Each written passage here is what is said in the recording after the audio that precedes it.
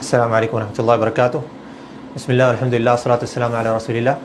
ابھی ہم اس ٹائم پر حضرت عثمان بن عفان رضی اللہ عنہ کے نام سے جو مخطوطات کا سینٹر ہے مسجد نبوی کے اندر، یہاں پہ کھڑے ہوئے ہیں۔ اس کا نام ہے مرکز مخطوطات عثمان بن عفان رضی اللہ عنہ۔ اس میں کھڑے ہوئے ہیں، یہاں پر آپ کے سامنے کئی سارے نسخے نظر آ رہے ہیں۔ حضرت عثمان کے بھی لکھے ہوئے ہیں اور کچھ دوسرے متأخرین اشخاص کے بھی لکھے ہوئے ہیں۔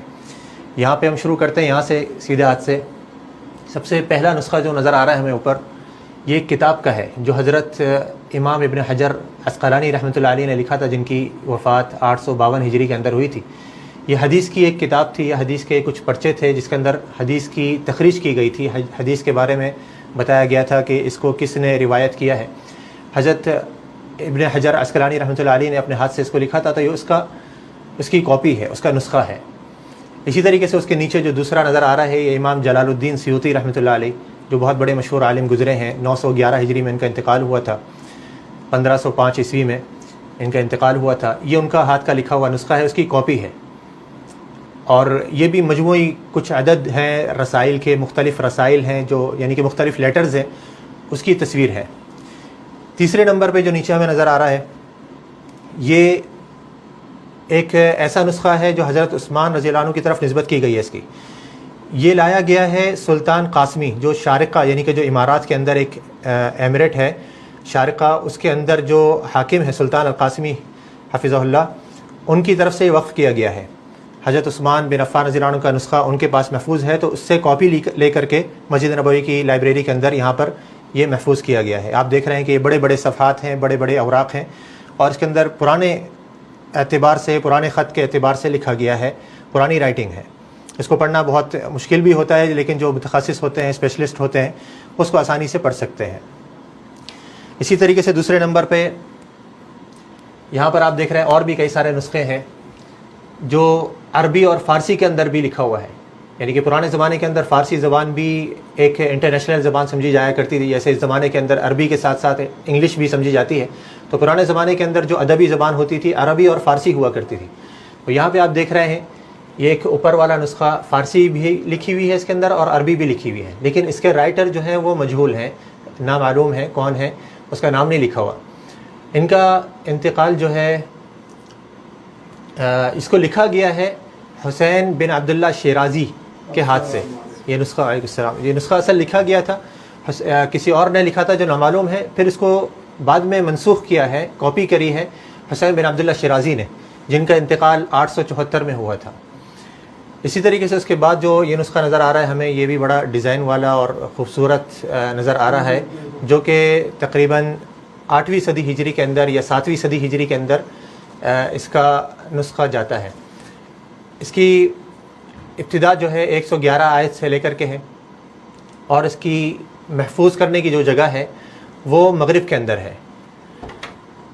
تیسرے نمبر پہ اس لائن میں جو ہمیں یہ نسخہ نظر آ رہا ہے، یہ بھی ایک نادر نسخہ ہے، نایاب نسخہ ہے۔ اس کا نام ہے مشکولۃ الکتاب فی الادعیہ۔ یہ ایک کتاب ہے جس کو یاقوت مستعصمی نے لکھا تھا۔ ان کا انتقال ہوا ہے 698 ہجری کے اندر۔ یہ یونیورسٹی الملک سعود، یعنی کہ جو ریاض کے اندر، سعودی عرب کے اندر ایک یونیورسٹی ہے، جامعہ ہے، وہاں پر اس کو محفوظ کیا گیا ہے۔ یا پھر جیسا کہ یہاں پہ بتایا جا رہا ہے کہ یہ یونیورسٹی الملک سعود بغداد کے اندر محفوظ ہے۔ یہاں پر قرآن کا نسخہ ہے، مصحف شریف یعنی کہ قرآن، سورہ ملونہ مطبوعہ من المصحف الشریف۔ یہ ایک رنگین نسخہ ہے جو حضرت علی بن ابی طالب رضی اللہ عنہ نے لکھا تھا۔ اس کی ابتدا آیت نمبر 27 سے ہوتی ہے سورہ یاسین کی، اور انتہا اختتام اس کا 31 آیت نمبر ہے سورہ زمر کی۔ اس کے ساتھ جو ہے انگلش میں بھی ترجمہ موجود ہے اور اردو میں بھی ترجمہ موجود ہے، جو کہ اس کی پرنٹ کی گئی ہے پاکستان کے اندر۔ آپ کو حیرت ہوگی، دنیا کے مختلف مکتبات سے، جو بڑے بڑے نامور مشہور مکتبات ہیں یا مطبوعات ہیں، یعنی کہ جہاں پر کتابیں چھاپی جاتی ہیں یا پرانے نسخے چھاپے جاتے ہیں، وہاں سے سعودی عرب نے مسجد نبوی کے جو ریاسہ الحرمین ہے، انہوں نے منگوا کر کے یہاں پہ نسخے رکھے ہیں۔ پیچھے ہم نے دیکھا تھا بغداد سے منگوایا ہوا ہے اور مختلف ممالک سے منگوایا ہوا ہے، یہاں پہ پاکستان سے بھی منگوایا ہوا ہے، جس کا انگلش میں اور اردو میں ٹرانسلیشن موجود ہے۔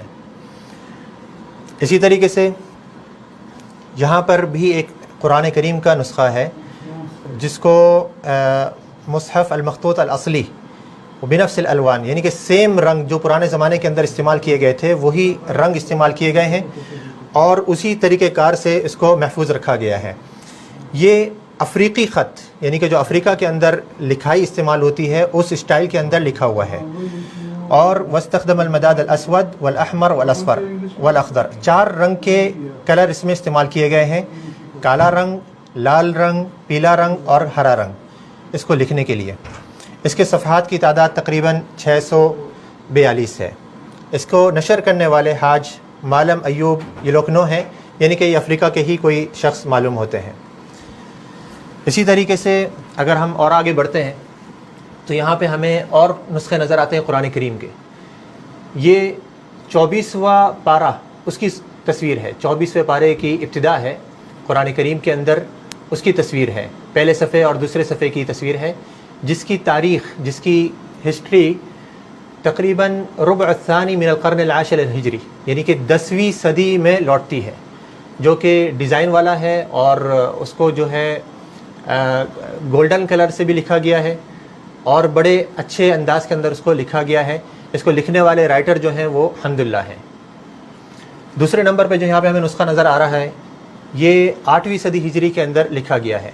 ये भी गोल्डन कलर इसमें इस्तेमाल किया गया है और नक्श नगारी इस्तेमाल की गई है, जो कि रेहानी ख़त लिखने के लिए इस्तेमाल किया गया है। एक राइटिंग का तरीक़ेकार है या ख़त का तरीक़ेकार है जिसको रेहानी ख़त कहते हैं, उसको इस्तेमाल करते हुए ये नुस्खा लिखा गया है। इसकी इब्तिदा सूरह वाक़िया से होती है और इसके ख़त्तात, इसके लिखने वाले राइटर अरगोन अल-कामिली हैं और ये भी मुख्तलिफ़ ममालिक के अंदर पाया जाता है। यहाँ पे इसमें लिखा हुआ है कि यूजद जुज़उन मिन फ़ी मकतबत शेसर बीती या शेशर बीती के मकतबे के अंदर ये लिखा हुआ है और वहाँ पे रखा हुआ है। और इसका बाकी हिस्सा जो है यहाँ से 24वां पारा जो ज़िक्र किया गया है या जो सूरह वाक़िया से ज़िक्र किया गया है ये तो इस मकतबे के अंदर है और बाकी हिस्सा जो बताते हैं कि फ़नून इस्लामिया इस्तांबुल के अंदर, यानी कि इस्तांबुल जो तुर्किया में है, वहाँ पे मुतहफ़ फ़नून इस्लामिया, मुतहफ़ कहते हैं म्यूज़ियम को, फ़नून इस्लामिया म्यूज़ियम के अंदर जो कि इस्तांबुल में वाक़ है वहाँ पे ये रखा हुआ है।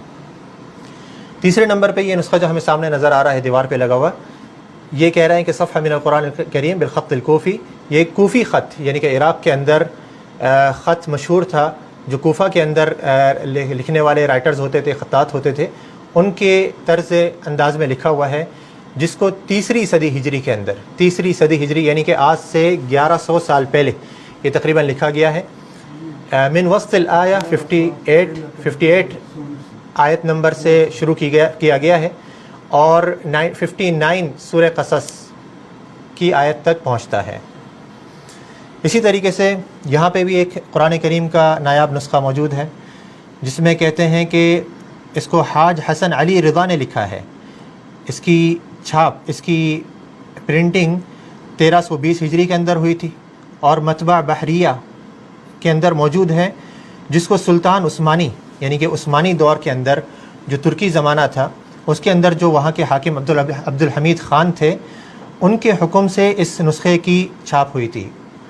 इसके सफ़हात तकरीबन 608 हैं और इसके हाशिए में, इसके नीचे जो सेटों के अंदर आपको नज़र आ रहा है, तफ़सीरुल कुरान बिल-लुग़्ग़ा अल-उस्मानिया अत-तुर्किया अल-क़दीमा, इस कुरान करीम की तफ़सीर भी मौजूद है। जो सेटों के अंदर आप देख रहे हैं चारों तरफ, ये तरीक़ेकार पुराने ज़माने के अंदर फ़ारसी किताबों के अंदर भी मौजूद था और उस्मानी किताबों के अंदर भी, यानी कि जो तुर्किया के अंदर छपने वाली किताबें थीं वहाँ पर भी मौजूद था। तो ये तुर्की ज़बान के अंदर इसकी तफ़सीर लिखी हुई है सेटों के अंदर। बीच में जो सेटों के 20 सेंटर में जो आपको नज़र आ रहा है ये कुरान करीम की इबारत है अरबी के अंदर, और सेटों में तुर्की ज़बान, जो पुरानी तुर्की ज़बान है, हालिया ज़बान नहीं बल्कि जो पुरानी तुर्की ज़बान है उसके अंदर ये लिखा गया है।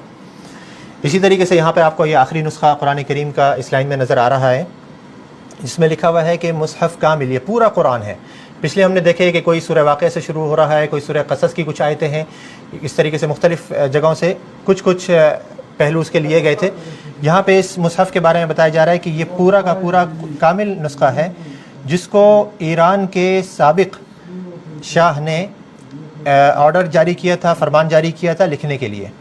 उनका नाम था मोहम्मद रिज़ा बहलवी। मोहम्मद रिज़ा बहलवी, आप जानते हैं कि अल्हम्दुलिल्लाह पुराना ईरान जो है वो सब के सब اہل سنت کے ہاتھوں میں تھا اور سب وہاں پہ رہنے والے جو ہے بڑے اچھے لوگ ہوا کرتے تھے. اور اس زمانے کے جو شاہ تھے, وہاں کے بادشاہ تھے, ان کا نام جو محمد رضا بہلوی ہے, ان کے حکم سے یہ قرآن کریم کا چھاپ جاری کیا گیا تھا.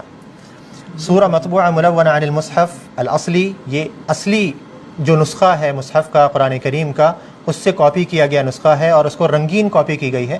غیر معروف الخطاط, اس کے خطاط کا, اس کے رائٹر کا نام معلوم نہیں ہو سکا, جس کی طباعت 1344 ہجری کے اندر ایران کے اندر ہی کی گئی تھی. اس کے صفحات 788 ہیں اور اس کی جو رائٹنگ کی نوع ہے, رائٹنگ کی کیفیت ہے, اس کو کہا جاتا ہے نسخ متقن, یعنی کہ بڑا اچھے طریقے سے, بہت اچھے انداز کے اندر اس خط کو لکھا گیا ہے. المصحف بھی تذہیب, اس مصحف کے چاروں طرف گولڈن کلر استعمال کیا گیا ہے, یا آپ یہ کہہ لیں کہ اس کے اندر تھوڑا سا گولڈ استعمال کیا گیا ہے. ورسوم و زخارف بدیعہ, اور اس کے اندر بڑی بڑی اچھے طریقے سے نقش نگاری کی گئی ہے چاروں طرف, جیسا کہ آپ کے سامنے بھی نظر آ رہا ہے. عثمان بن عفان رضی اللہ عنہ کے اندر رکھے ہوئے نسخے ہیں. اس کے علاوہ اور بھی یہاں پر انشاءاللہ موجود دوسری اشیاء موجود ہیں, جس کے بارے میں آپ کو بتایا جائے گا انشاءاللہ اگلی ویڈیو کے اندر.